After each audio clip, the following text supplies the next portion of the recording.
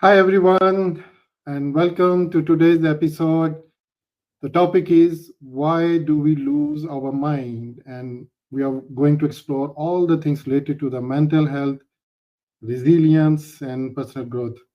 I'm your host, Imran Fiaz, and joining me, Felicia Pua, a clinical behavioral hypnotherapist with years of experience helping people overcome stress, anxiety, and panic attacks. Today's topic is very important. This topic is very common, very close to many of us in our day to day home life. Why do we lose our mind and what to do when panic attacks? Welcome, Felicia, to our show. Thank you very much for joining me. I'm very excited and honored again to have you in my show again. Today's our second show of Mind You Talk series, second episode. Welcome again. Over to you, Felicia. Thank you, Imran. I'm so excited to be here and discuss this very important and often misunderstood topic. I'm actually, again, like last time, I'm calling in from Kuala Lumpur, Malaysia. I am at the comfort of my own home. So I'm really excited to be here and thank you for having me. And perhaps if we have listeners calling in from other countries or other states, feel free to drop by and uh, say hi to us. Thank you, Felicia. Yes, definitely. Many of us people will join today. Okay, so let's start our topic. Like we discussed, the topic is very important and it's misunderstood. This is what you are going to deep dive today with a lot of positives and negatives around this topic, and when panic attacks, what happens and why we go into that particular situation. Our first segment, today's our session, as we discussed, our session will be into segmented into different phases. Yeah, so our first segment, Yeah. which is basically for our audience understanding panic attacks. So this is our first segment. And our first segment is that you are going to go into detail, but what exactly happens during a panic attack? So, what can you just Yep. brief us that? Sure. As our topic goes, why do we lose our mind and what to do when panic attacks, right? So if we may ask the audience to think about it, has anyone in the audience ever experienced the panic attack? So how does it feel when you have a sudden panic attack? If you have been experiencing a panic attack, either it's in the past or you have recovered from it, please let us know by dropping a yes in the chat box. If it's no, then you just also let us know and why you are here to listen to this very misunderstood topic about panic attacks. Okay, just let us know that you are here with us by interacting with us. So today, of course, we are going to address panic attack. And a panic attack is an intense wave of fear or discomfort that comes on very suddenly. You know, it's like your body hitting the emergency alarm when there's no real threat. And physically, when there's a panic attack, you may experience symptoms like a racing heart. You know, your heart pumps very fast. And then shortness of breath, you're like gasping for air, like this kind of physical Mhm. symptoms, right? You're gasping for air and you will be sweating very profusely, you know, and then you have certain level of dizziness. You lose balance, you lose your ordination, or even a sense of impending doom. What does it mean by a sense of impending doom? It means that suddenly you feel that you are going to die. You're not going to survive this panic attack. So you become more panicky when you get all these negative thoughts that you are going to die going around in your mind. Yeah. So when it comes to panic attack, right? Um, it's that when we try to grasp for air, when we try to grasp for air, it's a natural response that that our body sends us the signal to deal with the sudden change, uh, the physical regulation in the body. So let me just ask a few of the audience here, if you are listening, is it good to have a lot of oxygen in the body? Because when you try to grasp for air, you are having shortness of breath, you are taking in a lot of oxygen. And will our body get too much oxygen? What do you think? Is it a good thing to have a lot of oxygen in the body? I would just like to hear from some of you here who are listening. Perhaps if you have had an episode of panic attack before, and you may also already experience the shortness of breath, and the idea of getting a lot of air in the body, what do you think? Is it a good thing or a bad thing to have a lot of oxygen in the body? What do you think, Yeah, Imran?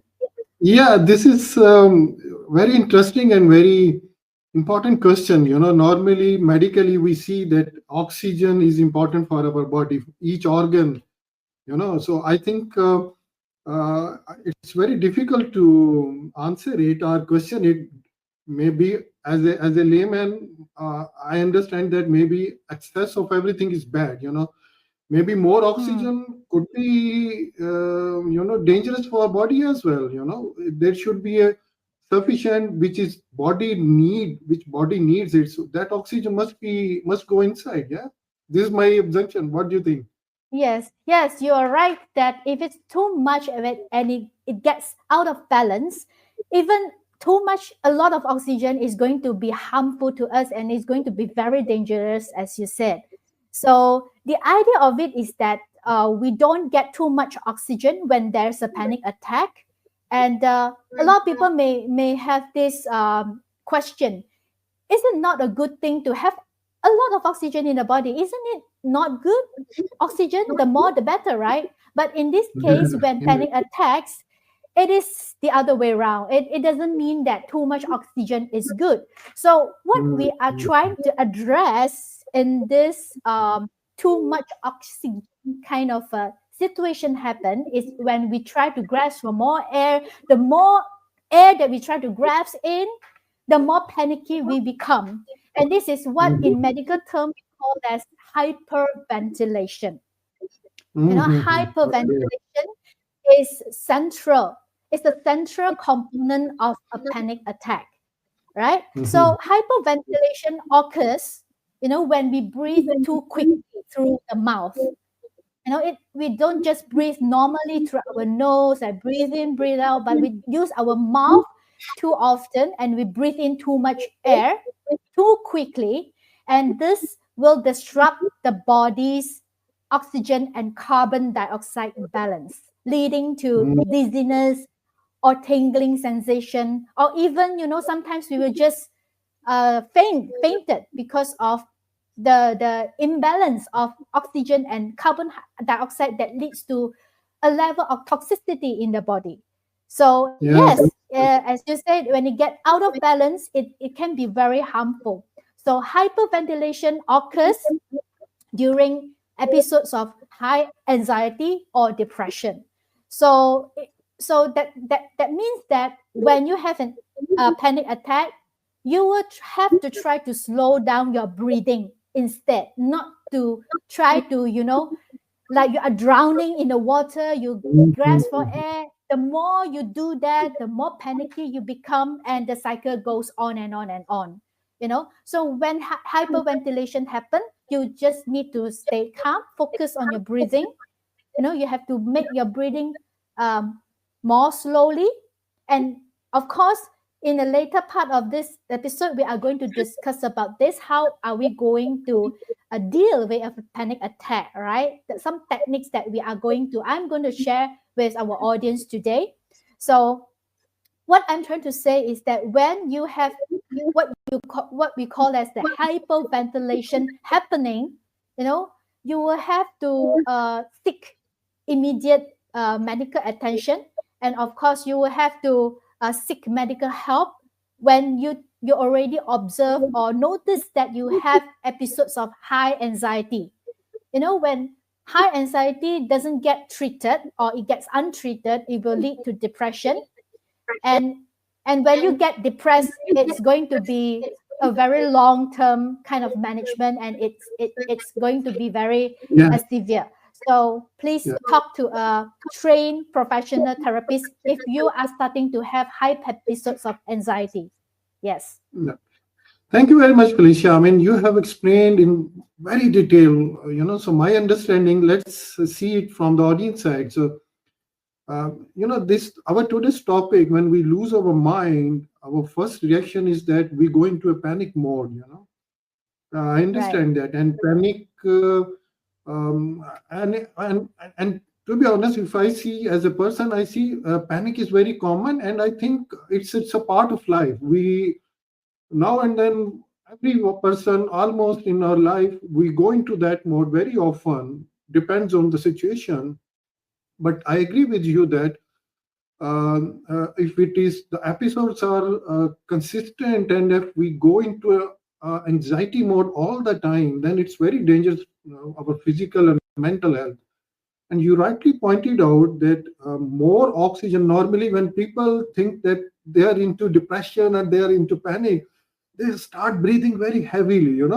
They try to Yep. inhale more oxygen in the body, considering that the more oxygen will go inside the body and it will maybe feel better. But you rightly pointed out that there is a balance by nature. There is a balance maintained between exhale of carbon dioxide and in inhalation of oxygen, basically. So the balance is required.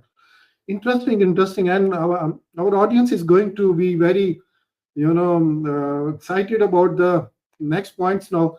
Okay, so why does the body react the way there is no real danger, but why does it happen to a body even if there is no real danger, but how it happens?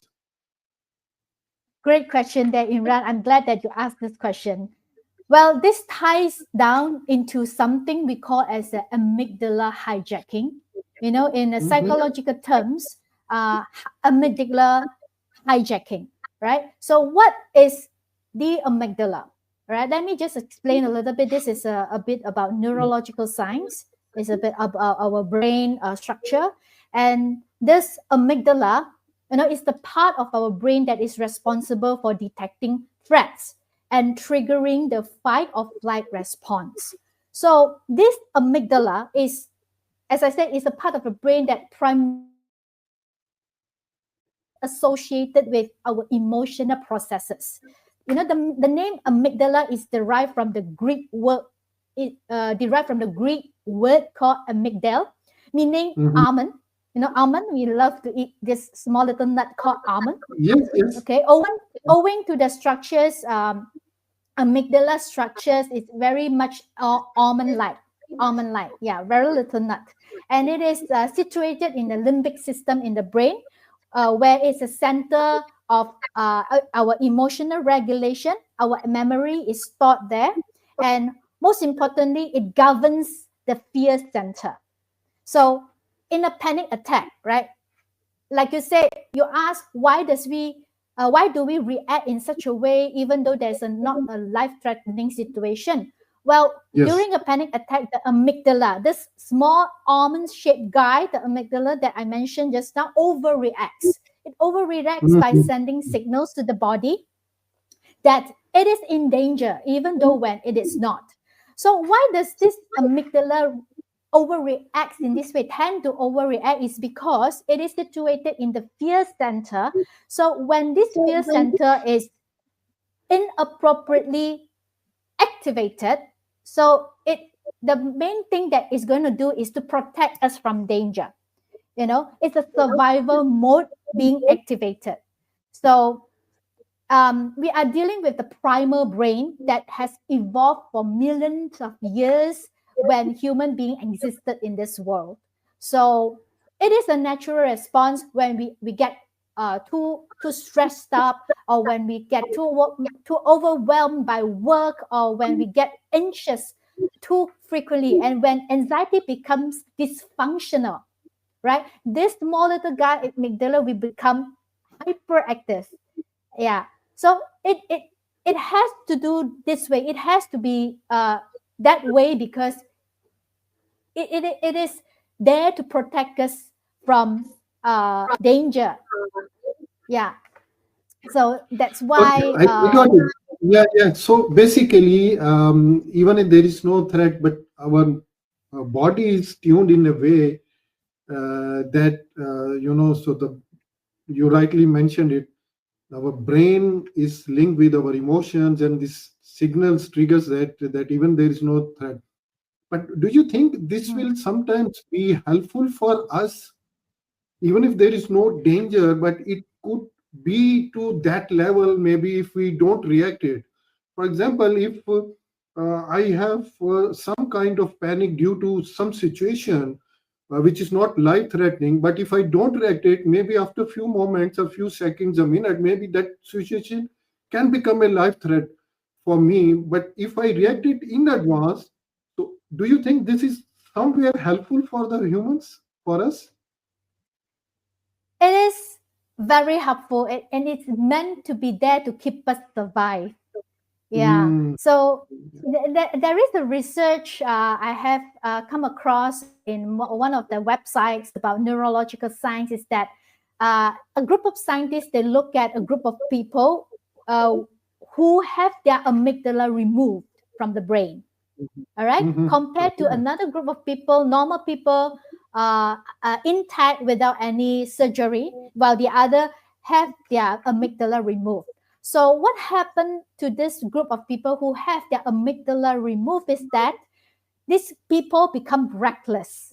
They become not afraid of dying. And Yeah, they okay. become so, Yeah. reckless, and they tend to, don't think that this jumping off of the bridge is going to kill themselves. Driving the motorcycle in a very dangerous way is going to kill themselves. They don't think that it is life threatening. So Mm, when we have our fear center removed, that is the amygdala being removed, it's not necessarily a good thing, because we don't have that sense of survival anymore. you know yeah, it don't we it doesn't keep us alive. So we need to have this amygdala, mm. whether we like it or not, is going to help us to survive and for protection. Yes. Yeah, that's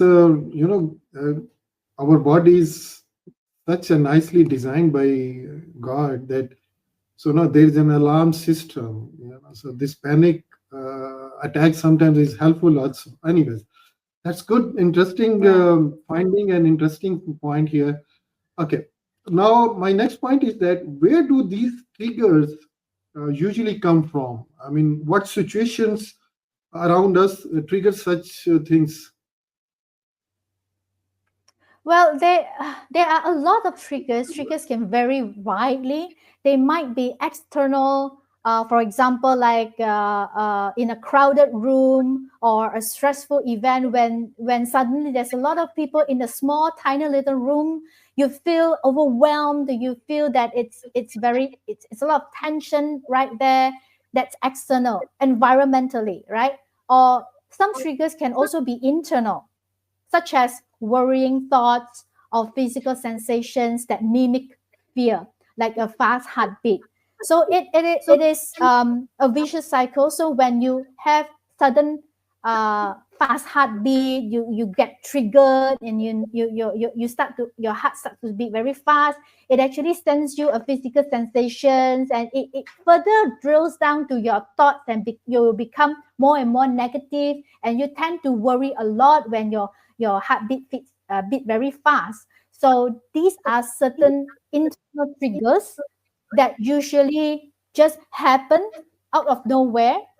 And the triggers sometimes can be emotional, like when you encounter some uh, a very stressful event at work. You just had an argument with a colleague, and you just got reprimanded by your boss. You feel very upset. All these are going to trigger you internally. So these are the stimuli that would potentially lead to a panic attack if it's not managed properly.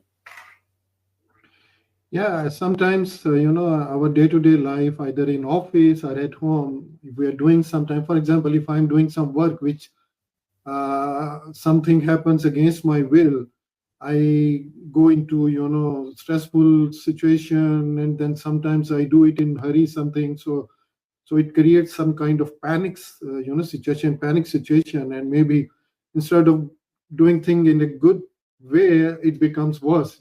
So yeah, Yeah. external, internal factors, emotional, atmospheral, around us, whatever situations can come up.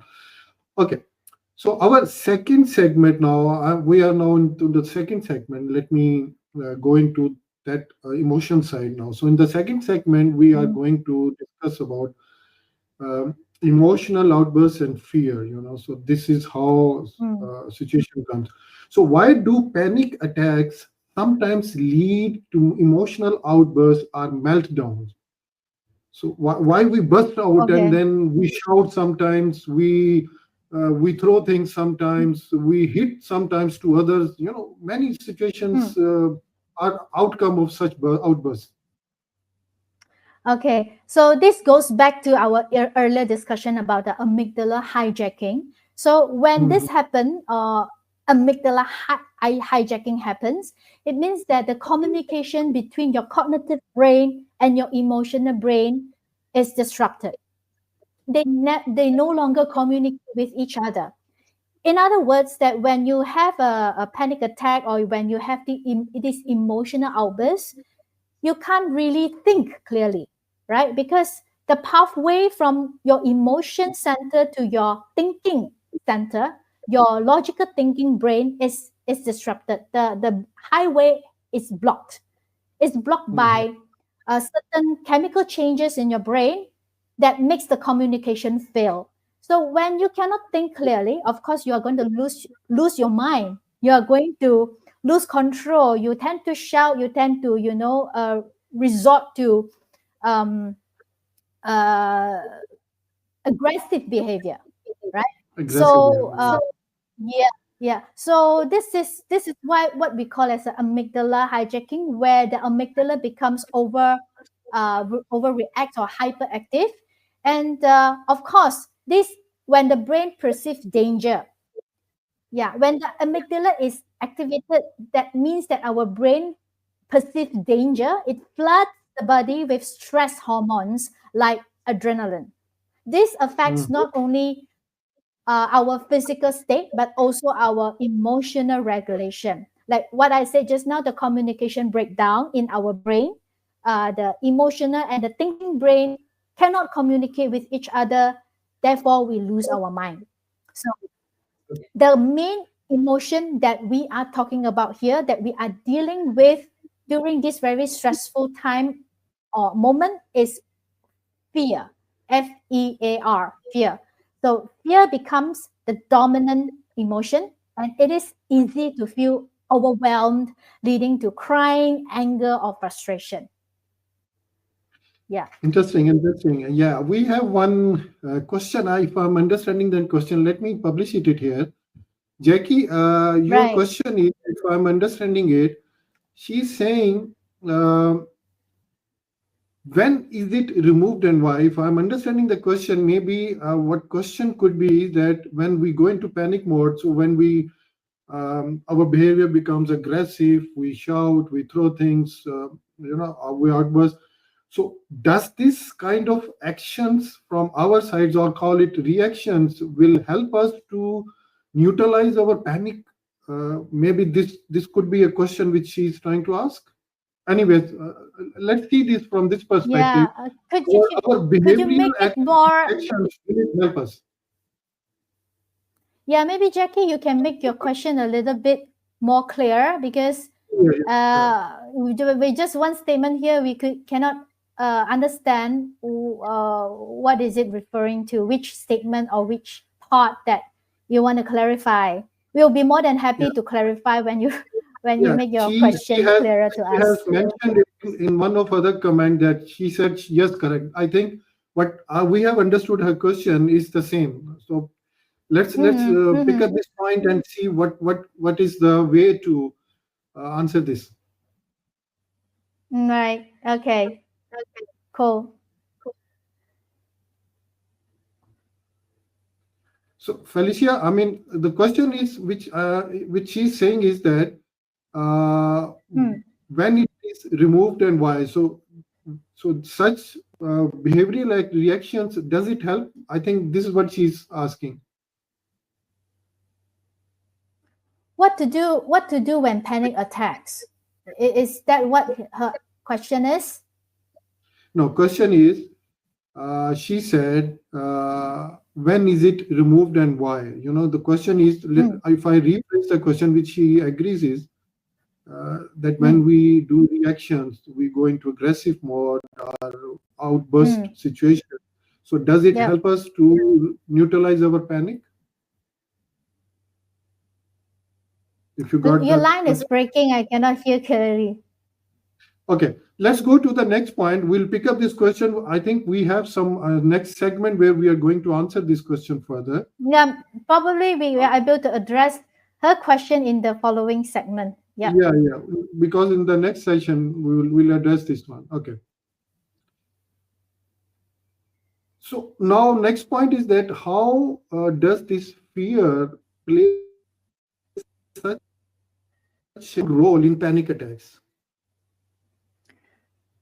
Okay, even though the line is not very stable, but I kind of pick up a little bit from your question there. How does fear play a strong role in panic attacks, right?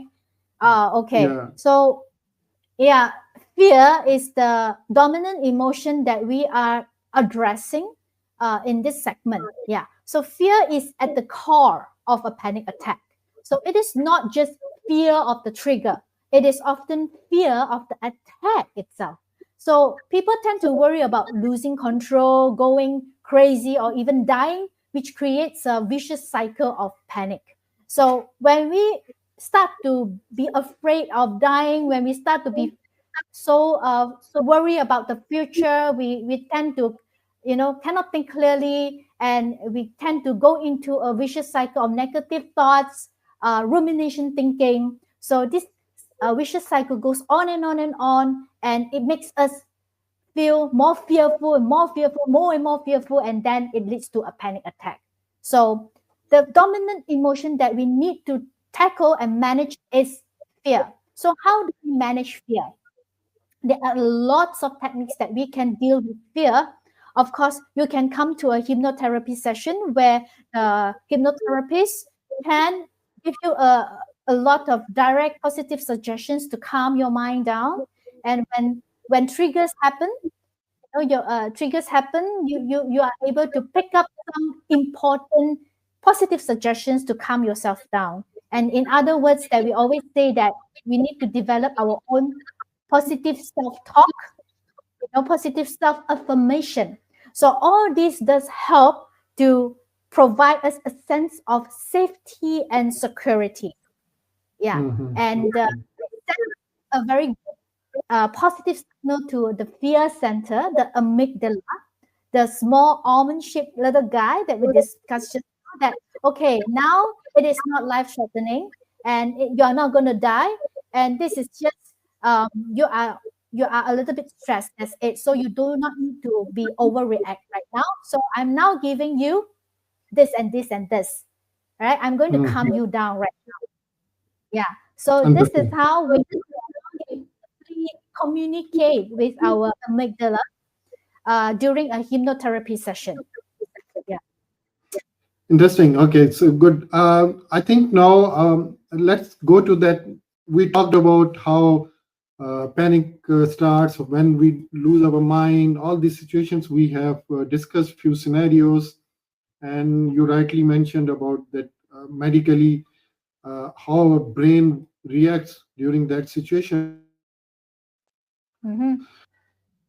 Problems, situations where we can come across. Let's talk about solutions. Yeah. So Yep. calming techniques. Yeah. So our next segment is that how to come down in such situations, what to do. Of course, these are some basic techniques, and for our audience, when somebody who's into chronic situation in panic attacks, in anxiety, depression, so they definitely definitely need to seek out to professional therapists like you, and we will talk about that also. So, now let me put my question very clearly. What can someone do to calm down themselves during a panic attack? Step one, two, three, maybe some techniques and tips. Yeah, please. Okay, yeah. When a panic attack, um, we have to deal very quickly with our breathing, right? Like what we have discussed about the hyperventilation. How do we stop hyperventilating during a panic attack? So one effective strategy is to focus on your breathing. Okay, when we slow our breathing, we signal to the brain that we are safe, which helps deactivate the amygdala. Okay, just telling the other guy, the almond shaped guy, that hey, stop hyper reacting, stop overreacting. Yeah, you are safe. Okay, by slowing down our breathing. Okay, so let me share a simple technique, what we call as what a simple breathing technique, what we call as a 4-7-8 breathing. Okay, if you are taking notes, you can just write it down: 4-7-8 breathing. So what does it mean by 4-7-8 breathing? It is 4 seconds breathing in, 7 seconds holding your breath, 8 seconds breathing out. Okay, Okay. so I'm going to we are going to do this together, okay, just to have a little practice on the cloud here, since we are talking about this 4-7-8 breathing. So how does it work? Again, you inhale 4 seconds, you count in your heart 4 seconds, all right, and then you hold your breath 7 seconds. Then you breathe out 8 seconds. So it's inhale short, exhale long. Inhale short, exhale long. All right. Let's all of us do this right now. Okay. So Okay, I'm with we're you. going to. Can you just count for us, Imran? That when I breathe in, you just count 4 seconds, right? Okay. Okay. No, I'm but going to if do I'm this right breathing, now. slow, yeah, if I'm breathing, Yeah. okay. I'm going to show my fingers also to let you know that how many seconds that I am breathing in. Okay, so I will start the demonstration now, so everybody can do together with me. All right, if you're watching. All right. So I'm going to start now. Right? Okay, inhale.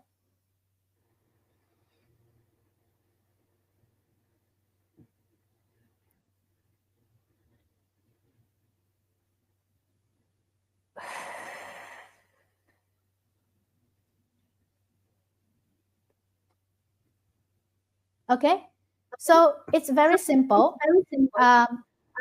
You need to breathe in through your nose, not through your mouth. Remember, one of the classic um, a physical thing that we do during a hyperventilation is that we breathe in too quickly through our mouth, right? So when we want to slow down our breathing, we don't use our mouth to breathe in and out. We use our nose, okay? So we just keep our mouth shut. We just breathe in 1, 2, 3, 4 seconds, and then we hold 1, 2, 3, 4, 5, 6, 7, and breathe out for 8 seconds. Breathe out. Yeah. Okay, Yeah. so we Actually, yes. repeat this for about 8 to 10 Yeah. cycles during a panic attack. 8 to 10 cycles until you feel calmer and calmer and calmer. Yeah, this technique is very useful, but what I learned is that I was also trying to follow it, but I think we need to do a little bit practice, Of course, when we it inhale, we definitely hold takes and we practice. exhale. Yeah. So for guys, that 4-7-8 formula is that 4 second will breathe in through nose, and then 7 second we hold the breath within our cell inside the lungs, and then we exhale again through mouth. We have to exhale through mouth. Yes. No, we don't exhale through the mouth. We exhale through the nose. Through the nose Yeah, only. Okay. So yeah. I inhale just and let it exhale out through through. my mouth because I need to talk just now. Okay. Yeah. So I The thought, okay. right technique So is to never yeah. use our mouth. Yeah, we have to Okay. use our Okay. Good. nose so that it tends to slow down our breathing this way. Okay, Yeah. Yeah. so in a simpler way of remembering this exercise, if you feel that counting down is a little bit too cumbersome, it's always okay to just inhale short and exhale long. So you inhale shortly and then you exhale long. So got it. So this Yes, technique 478, we need to do it 7, 8 times, 10 times in that particular yeah, situation, and it will help us to neutralize our panic situation, anxiety, and this good technique and very yes. useful Just and handy. Anybody can try it at home. Yes, yes. Thank you very yeah, much. just make sure that we breathe out, we exhale as long as possible. So Hmm, remember when we sigh, right? When we sigh, right? When we feel sad, we tend to sigh. When we sigh, it's actually after we sigh, we feel better, right? Do we feel hmm, better after we sigh? We sigh, we feel better. Because this is yeah. we are manipulating our breathing in another Hmm, way of um, talking about this, right? So when you sigh, you actually exhale longer, correct? yes, that's good. Yeah. Yes, yes. So when you have a panic attack, it's the same concept applies. So you just need to breathe in shortly and exhale as long as you can. Yeah, that tends to calm you down very effectively. Thank you very much. Actually, today only, now only I came to know when we sigh what actually in our body happens. Thank you very much. So this is the same Yeah. technique. Okay, good. This is very powerful tip, guys. You should try it if we are into such situation. Okay. Now, next point is that you are hypnotherapist, professional, certified coach, and you have many clients, and so who come to you. Uh, Now, my question is that how your therapy, hypnosis therapy, play a role in managing panic attacks. So let's go into that level now. Okay, sure. I love to talk about this topic. It's close to my heart and it's my day-to-day job as a Yes. clinical hypnotherapist, right? I am fully convinced about hypnotherapy or hypnosis really helps by addressing the or more accurately the unconscious mind, where fears and triggers are often rooted, where our fears and triggers are often rooted in our unconscious mind. So through hypnotherapy, we can reframe our negative thought patterns, right? To reduce sensitivity to triggers. You know, in other words, that reduce sensitivity to triggers is to calm the amygdala down, the almond-shaped little guy, and to teach the brain to respond calmly instead of panicking. So when we teach the brain to respond calmly, it's neuroplasticity that we are talking about. So our brain is capable of receiving training. Okay, it's really flexible and it is very resilient. So we just need to give enough of a training to our brain, so to create the wiring. Okay, so when that patterns becomes long term, it reflects in our behavior. So that's where change happens. Yeah. So the key word here is that we need to train our brain to stay calm. And how do we achieve this? Is through a trained hypnotherapist in a hypnotherapy session. Yeah.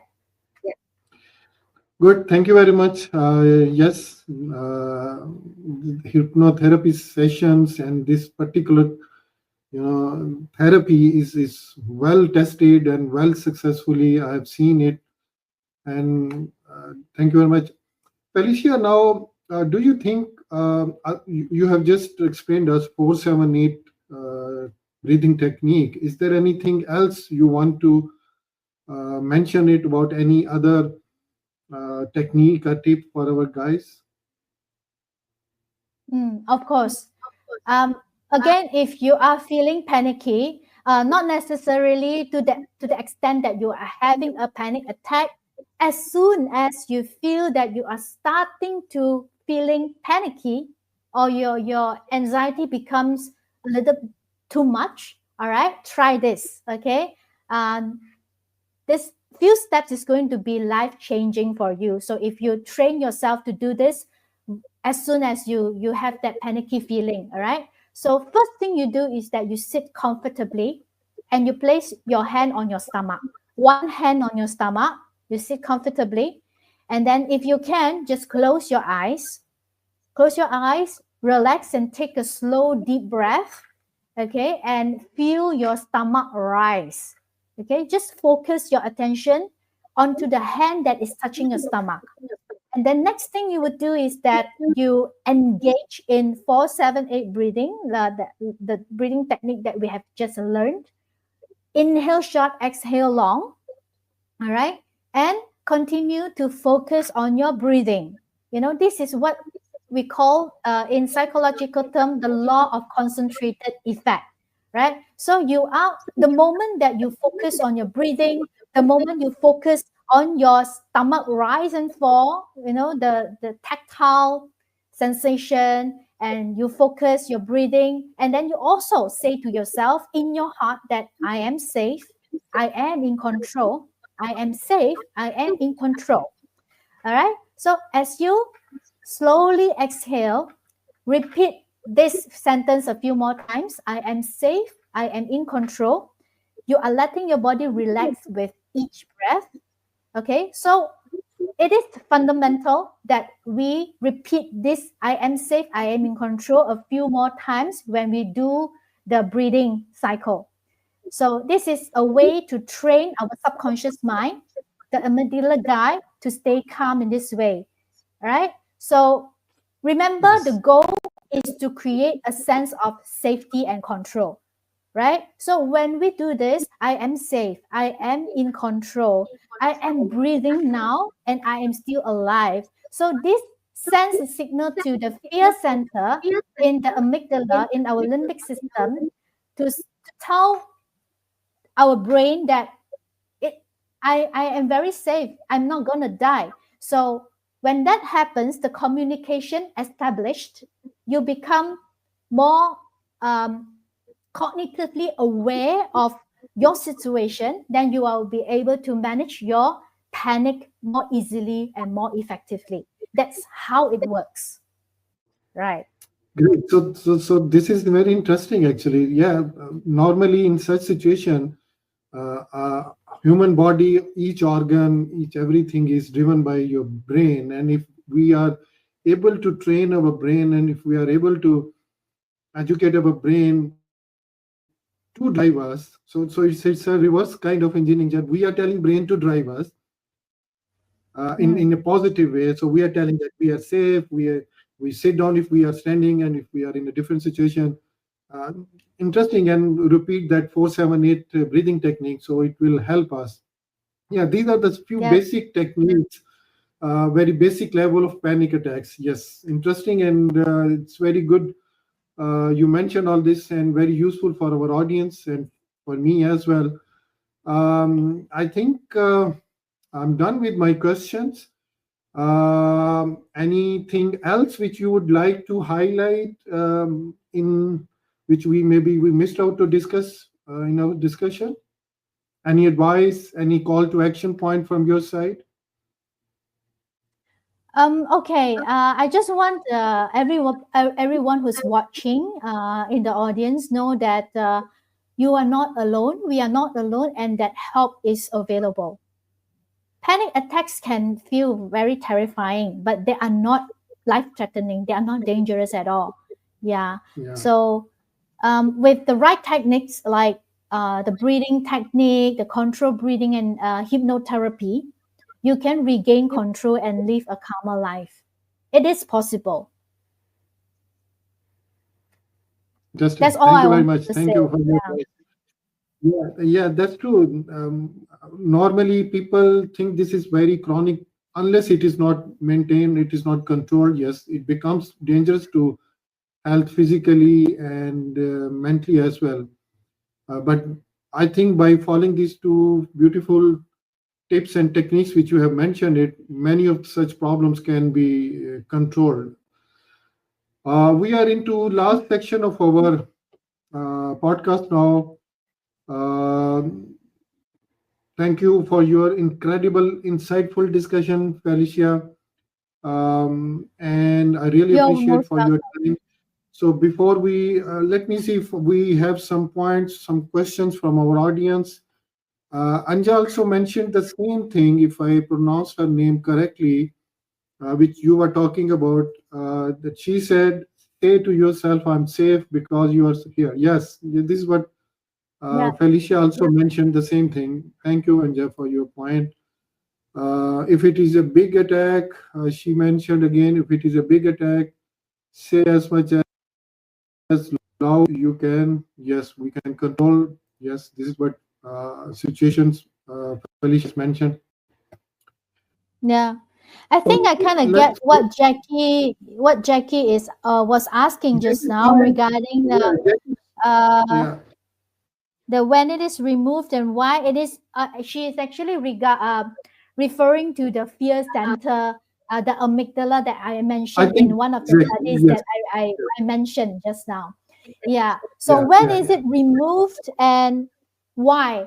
Okay, so the amygdala was removed is because this group of people, they have certain level of brain damage. It's either they are the damage is caused by accidental accidents or whatever reasons that it's not, it's unknown in the paper, it's not stated. So the only information shared is that this group of people, they have a certain level of brain damage that, and the surgeon has to remove that part that governs the fear center, the amygdala, from the brain structure. So, and then at the same time, they observe the behavioral change in this group of people. So that's the observation that they managed to see a difference between normal people and the group of people with the amygdala removed. Is like what I have mentioned just now, is they become reckless. They are not afraid of death. You know, they suddenly become so courageous. They tend to do very adventurous thing that until the point that they kill themselves. Yeah. The fear center is no longer there to protect them from potential danger. So this is the cons of not having the amygdala. So the point here is that amygdala is there for a reason. God created amygdala there for a reason, that is to protect us from danger and also to stay alive, to keep us alive. Yeah. It's kind of alarming system within our body which God has created in such situation which could trigger some harmful to us.